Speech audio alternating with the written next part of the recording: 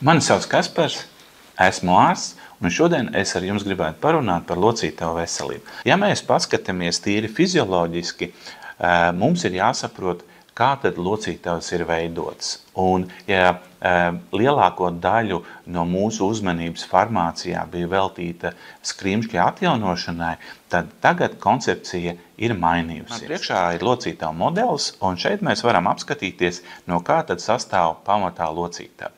Locītava sastāv no kauliem, locītava sastāv no saitēm, kas palīdz noturēties kauliem vislabākajā stāvoklī. Saišu pagarinājumi ir muskuļi, kas notur šīs saites vislabākajā funkcionālā stāvoklī. Un starp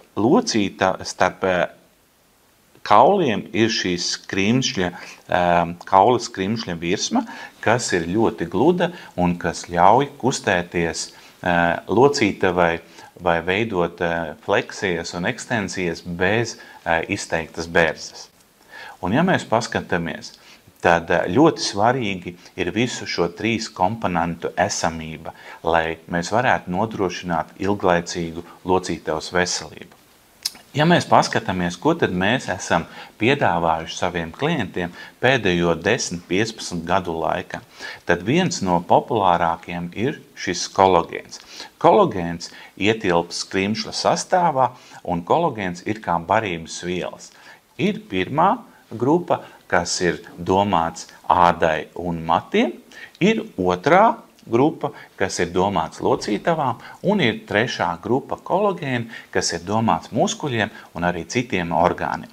Ja mēs runājam par otrā tipa kolagēnu, kas ir locītava kolagēns, tad šeit ir ļoti svarīgi zināt, ka ir šis vecākā tipa kolagēns un ir šis jaunais locītava kolagēns. Tad vecākais kolagēns ir jālieto 6 līdz 10 grami. Šī deva ir ļoti liela un tikai ļoti maz produktiem Latvijas aptiekās vai arī internetu veikalos ir tādas devas norādītas. Un kā tad viņš uzsūcās un ko labu viņš dara locītavā? Tad šis vecākais kolagēns ir kā barības viela locītavas krimslim. Es paņemšu un parādīšu. Tātad no kuņģa zarnu trakta šie peptīdi uzsūcās un caur asinsriti nonāk kaulu asinsvados, un kaulu asinsvados viņi nonāk šeit virspusē, tātad kaula vietā, kur veidojās šis locītavas krimslis. Un mēs zinām, ka paiet diezgan ilgs laiks, un tas ir apmēram 16 līdz 18 mēneši, kamēr mēs varam piebarot šo šūnu, kas veidojās un iziet šo visu procesu, un beigās izveidojās pilnvērtīgs krimslis. Tas nozīmē, ka tas ir ļoti ilgs laiks, un ir ļoti lielās devās jālieto šis kolagēns.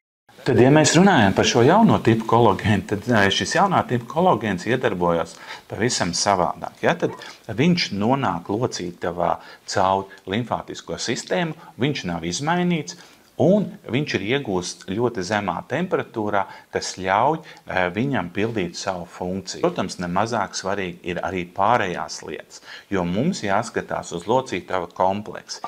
Tā kā es minēju, ka locītavu ietver šīs saites, ja, kuru pagarinājumos ir muskuļi, tad arī muskulim ir jābūt pareizā tonusā. Tādēļ ļoti svarīgi, lai produktā, lai klients uzņemtu pareizu magnija devu 2 reizes pa 150 mg magnija dienā. Tādēļ, lai mēs iegūtu pilnīgu pārliecību, ka muskulis ir pareizā tonusā, viņš pareizi iestiep saites, viņš nav relaksējies un viņš nav krampjos un viņš notur šo locītavu. Jo jebkura locītavas veselība, gandrīz vai, kā speciālists saka, 80% ir atkarīgs tieši no muskuļu stāvokļa. Un ejot ar laiku, mēs muskuļu masu zaudējam, un tādēļ bieži vien arī ir lielāks slodzi uz locītavām. Tātad muskulis, kas notur locītavu pareizā stāvoklī, tas arī ir ļoti labs palīgs mūsu locītavas veselībai. Kas vēl ir svarīgs? Vēl ir svarīgs kaulu veselība. Jo, kā es minēju, uzturs locītavu virsmai vai skrimslim nāk caur kaulu. Un tas nozīmē, ka ļoti svarīgi ir tieši kaulu veselība, jo caur kaula asinsvadiem uz locītavas virsmu nonāk tās vajadzīgās barības vielas.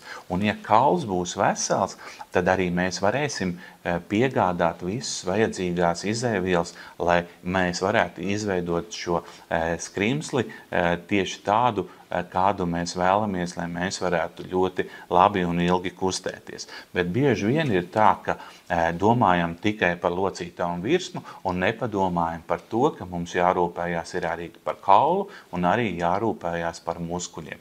Tad Lotus Farm šogad ir izveidojis jaunu produktu kompleksam risinājumam tieši locītavu veselībai, kurā ir ietverts šis natīvais kolagēns, šis jaunais otrā tipa locītavu kolagēns. Magneflex sastāvā ir pievienots arī D vitamīns, tajās devās, lai atjaunotu kaulu, tātad 4000 vienības diennakts devā un arī 2 pa 150 mg magnija, lai nodrošinātu diennakts maksimālo un efektīvu devu tieši muskuļiem, kas nodarbojās ar locītavu noturēšanu vispareizākā stāvoklī. Kā jālieto Magneflex?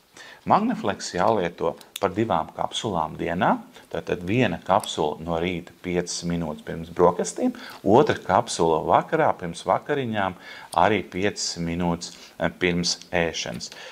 Paldies, lai mums veicās!